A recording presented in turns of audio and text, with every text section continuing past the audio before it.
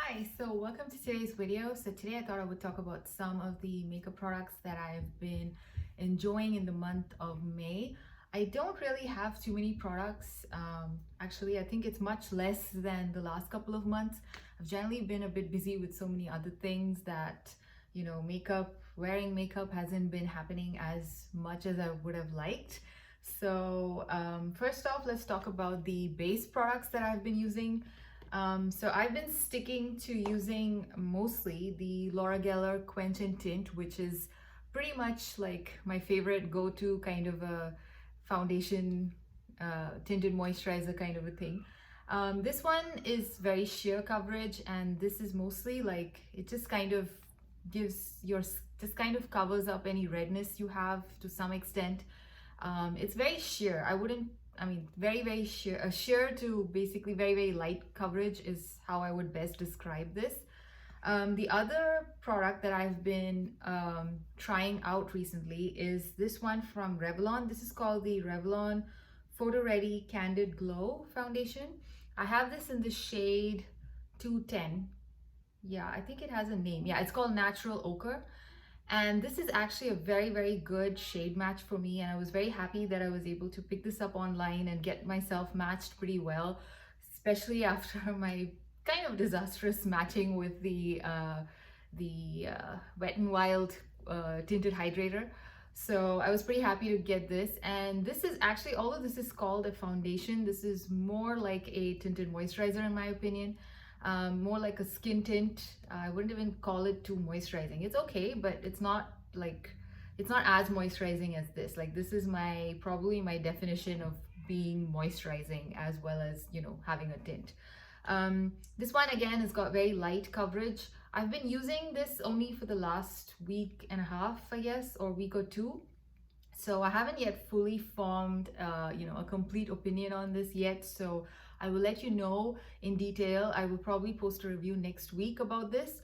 And I've also been enjoying mixing the Revlon Skin Lights Face Glow Illuminator in Sunrise Luster, this one, along with this. And together, I really like the finish that this gives on my skin. This is basically what I'm wearing today. I'm wearing the two of these combined. This on its own, I didn't find it to be that glowy. When I first saw this, I thought this might be similar to maybe like the L'Oreal True Match Lumi, which is like one of my favorite foundations from the drugstore. This doesn't have the same level of luminosity as that one, so it kind of it does well when it has a support cast, which is basically this one. This is the Skin Lights. And I did show this in a haul recently, so you might have seen it there. And again, I've been trying this out in several different ways. So again, I will post a detailed review on what I really think of this. Together, these work really well. I have tried this with the Wet n Wild one, and I think it kind of oxidized or something happened where I kind of became a few shades darker when I mix this in with that one. Granted, this has a bit of a tint, and the other one was already a little bit off in terms of color, so maybe that's why it happened.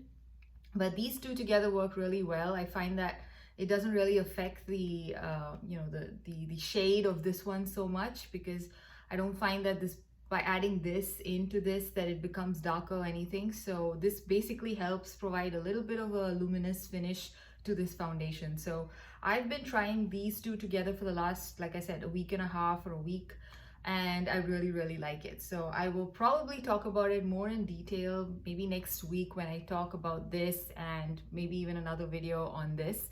So stay tuned for that. So right now, again, I'm still, like I said, experimenting a little bit, still playing around with this. I haven't worn this for extended periods of time, just probably like 3 hours max. So I would ideally like to wear it for a little bit longer, for a longer period of time before I actually give you a review as such on this. And similarly, this one, I've been trying to use it in all the methods that they say you can use it. They say you can wear it alone on the skin, or you can use it as an actual liquid illuminator, or you could mix it with your foundation. So I've tried it mixing with the foundation. With this one, it works really well. And I actually haven't tested it with this, because this is kind of very moisturizing and kind of has a luminous finish. So I feel like this might be a bit of an overkill. So I want to try this with a foundation stick that I have, like wear this on its own and then go in with the foundation stick and see how it works with that as well. So again, stay tuned for a more detailed review where I cover all these different ways in which I have tried using it and which ways look like they work really well for me. So right now I really like these two together. So those are, yeah, those are basically two Revlon products. So it's no surprise that they work well together.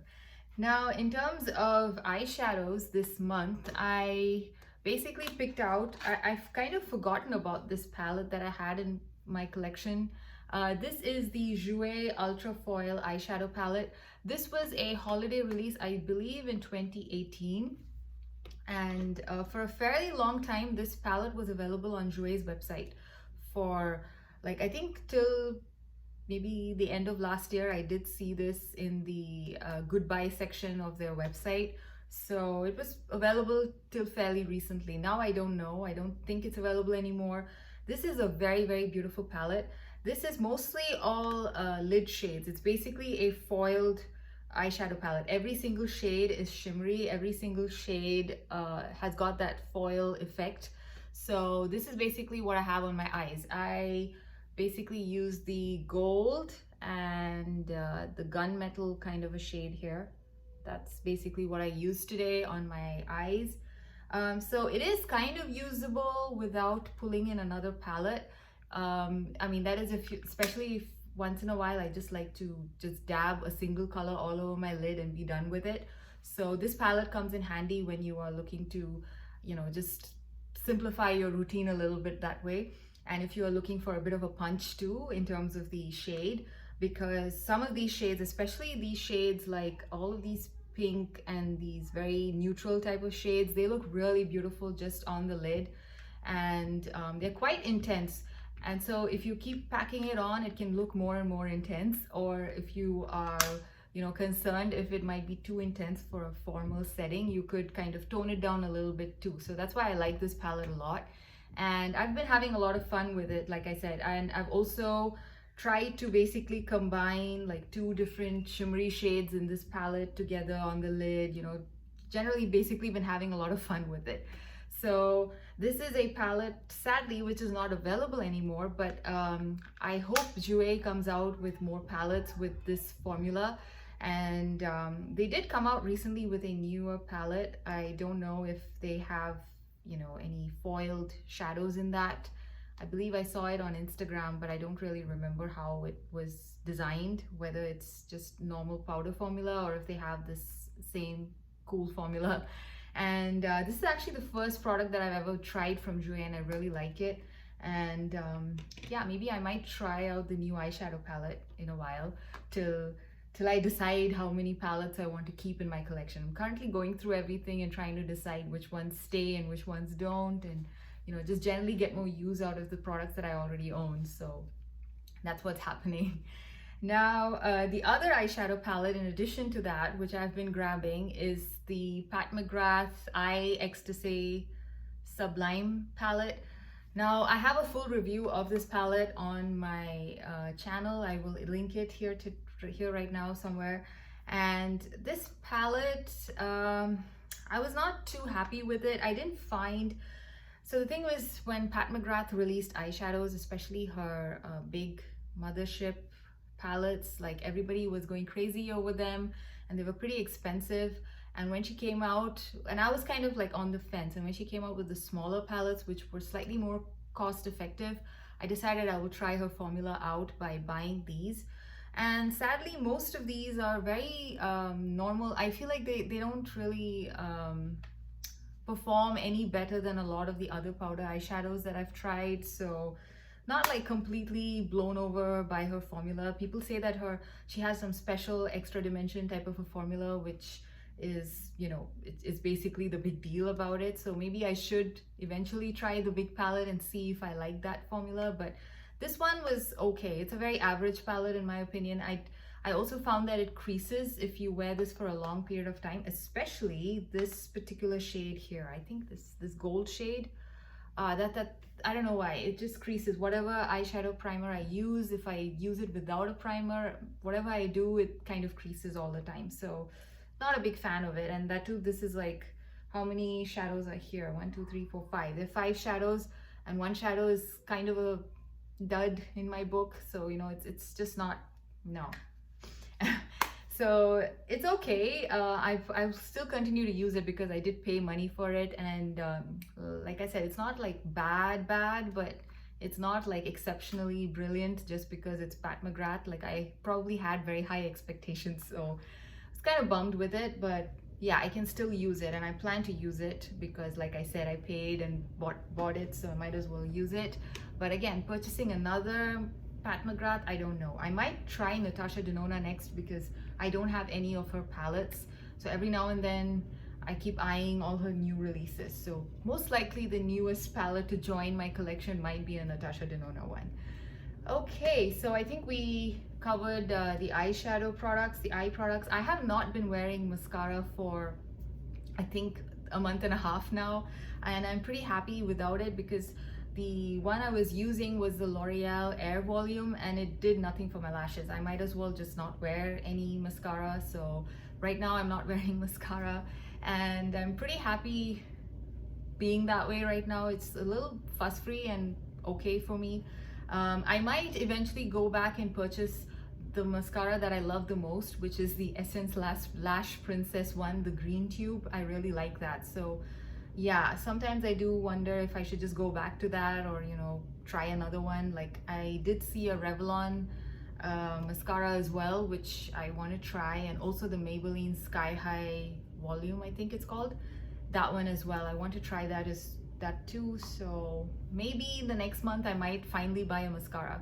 We will see. So far I'm pretty happy not wearing mascara. Sometimes mascara, I do feel that it kind of weighs down my lashes a bit, so it kind, you know, sometimes I've become so used to not wearing makeup that even mascara nowadays is like a bit too much of a struggle. So I know this is weird, but yeah, that's basically what's been happening. And yeah, I've been enjoying mascara free life for the last month and a half, and it's okay. I don't find it too odd, but once in a while I feel it might look, my eye look might look a little bit better if I wore some mascara. So maybe eventually I will buy another one. So the other products now, okay, so the bronzer that I've been using is from Benefit, and this is an old palette from Benefit. This is called the Get the Pretty Started. This, I believe, is one of the first slim palettes that they released. They were at one point they were releasing those big, boxy, bulky cheek palettes during the holidays and things like that, and they were just a nightmare to store. And I think this is 2017 or 2018, they released a very nice sleek version, and that's when I eventually picked it up. And I really like this. This basically has the Hola, it has Galifornia, and it has the cream highlighter in What's Up. So the cream highlighter is probably a little bit old, so I haven't really touched that one. But I have loved the Hoola bronzer from the beginning, and I think the shade or the tone of Hoola is just perfect for my skin tone, so I enjoy using this a lot. And California here in this particular palette, it's in the powder formulation. I believe the single boxed version of California, the blush is actually a baked gelée formula and not a powder formula, so I'm not sure how different this California is compared to the standard full-size boxed version. So, but this one I really like. I really enjoy the shade of this California as well. So I basically am happy using this. I haven't really gone and picked up the full size yet. So yeah, the Hoola, like I said, is one of my favorites for bronzing. So I've been enjoying this palette. It was nice to pull this out after a long time. And yeah, I think I should be trying to use this up as much as possible because it's a bit old. Yeah, like I said, I think it was 2017 release. So yeah, it is a bit old. So I should probably try and use that up soon. Now, in terms of highlighter, I didn't really use a highlighter as such the whole of this month. I did pull this out from my collection. This is the Patrick Starr Hot and Heavy Face Powder. And this was a limited edition product from MAC. And this is more of a dark rose gold. I would call this a bit of a rose gold, although in the pan it doesn't look like a rose gold, but on my skin it does look very much, it does have some rosiness to it. It is gold, but it has a hint of rosiness to it. So this works really well as a sort of blush topper for me. So that's what I've been using this mostly for. I've mostly been concentrating this around here on the apples of my cheek. So, you know, it's like kind of like a blush topper, and it works really beautifully. This formula is really nice. Unfortunately, it's a hair a hair dark to be used as an actual highlighter on my skin tone, because when I move my face and if I'm in the dark, it does, when it's not catching the light, basically it does look like a slightly dark area there. So basically it's not doing highlighting anymore. So I can't really use this as a proper highlight. But like I said, I enjoy this a lot as a sort of blush topper, and the shade is really, really pretty. If you have a deeper tone, I think this would make a fabulous highlighter. I'm not sure if this particular shade is part of their permanent collection or if it was just part of this limited edition thing they did with Patrick Starr, so not very sure. I picked this up at TJ Maxx, so I didn't really pay much for it, and so I'm not fully aware of what else was there in this collection, but I really like this particular product from that collection. Now, other than the highlight, we can now get into the blushes. And in addition to California, which I've been using a ton, and also which is what I'm wearing today on my cheeks. Oh, and I'm also wearing this as a topper on my cheeks. I'm not sure if you can see it, but I've worn it around here, so maybe it is catching the light a little bit. You can see it. So in addition to California, the other blushes, I've been using 3 blushes primarily, and one of them I actually did talk about it in a review of the products that I picked up from the brand Canmake. So this is a Japanese drugstore product, and I absolutely love this blush. This is a beautiful blush. It's called the Canmake Glow Fleur Cheeks, and I have this in the shade number 13. This one it looks really bright in the pan, as you can see, but on the cheeks it just looks like a very nice flush, and the so-called glowy aspect of it is not chunky or glittery. It's a very nice sheen, so it kind of just melts in nicely with your skin and looks very natural and looks very sheeny and, you know, like very healthy glow kind of a thing. So I really, really like this one. They do have this in the matte version as well, in case you're not into glowy, dewy type of blushes, and those have been around for a while, so I'm guessing the formula must be as good as this one. So this, I think, is part of their slightly newer line. So yeah, so I can link the video here where I've talked about the other Canmake product that I picked up, and you can see the swatches as well of this particular thing. If I haven't inserted it here, I don't know what I plan to do during editing. So anyway, it will be there either in this video, or you can link to the video where I talk about this and also another lip product that I picked up from Canmake. The other blush that I've been absolutely enjoying is from the brand called Found Beauty. This is their Baked Illuminating Blush in the shade Pink Glow. Now this brand is a brand that I saw on Walmart. They do have their own website as well, and they have a whole bunch of products, and I haven't really tried anything else from the brand except for this. And the main reason why I picked this up was because I did see, I think it was Emily Noel, talking about how these blushes are very similar to the Hourglass. Specifically, she said this particular shade Pink Glow was a dupe for a particular Hourglass Hourglass blush shade, but I don't know which one. I think it was Mood Exposure, I'm not very sure. But anyway, either ways, I really like this. I generally do like baked blushes like this, baked products like this, and this one is made in Poland. Most of the baked blushes that I have mostly are from Laura Gellar, and they're all made in Italy, but this one is really good too. I really like this. The price point is very similar to Milani. I think it was like $8 bucks, roughly 7.99 or 8.99, something like that. That was the price tag for this blush. They do have 2 other shades, and I think one is even lighter than this and the other one is slightly darker. So I might pick up the slightly darker shade at some point because I really like this one. And this particular shade is a very beautiful, baby pink shade. It's a nice warm baby pink shade, and it looks really nice on my skin tone, so I'm very, very happy about it. It's very pigmented. It also has a very nice sheen, and it's not chunky glitter, so it looks very healthy and very like healthy natural glow kind of a deal. If you like those kind of blushes, this is very nice, and I'm very happy I picked that up. So the other blush that I have is from Too Faced, and this is from their now discontinued fruit cocktail, or the fruit line. They had a line where they had everything like fruity themed. This is the blush in the shade Papaya Pop. I really like the packaging of these blushes, and they do, most of the shades, if I remember correctly, in this line were very, very dark. There was this particular shade Papaya Pop, and there was, I think that was called Bubbly or Bubble Pop or something. There was one more shade which was lighter. Those were the only two shades which I felt were like usable for my skin tone. The rest of them, they were pretty dark, and I was kind of on the fence about getting any more of these blushes. I picked this one up and it was okay. I wasn't like, blown away that much. What I noticed was that this basically is a split pan, so it has like almost like a highlighter portion, and then it has like the blush. If I dip my brush too much into this glittery or the highlighter portion, it can get very, very chunky. The glitters can get a bit chunky. This part is also not really matte. There is a bit of a sheen, but if you use just this half of the blush, it looks very nice on the skin. So what I've been doing is I do still tend to put my brush in the middle, and I kind of try to take more of the blush and less of this. So then it's kind of like a nice, the correct ratio for me. And I like to apply that on my cheeks. So that way this has been working out.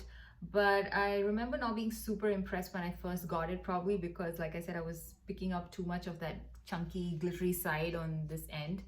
And yeah, this one is anyway too dark for me to use as a highlighter. So yeah, I thought, this is the only way to use it, basically, to mix it in with the blush.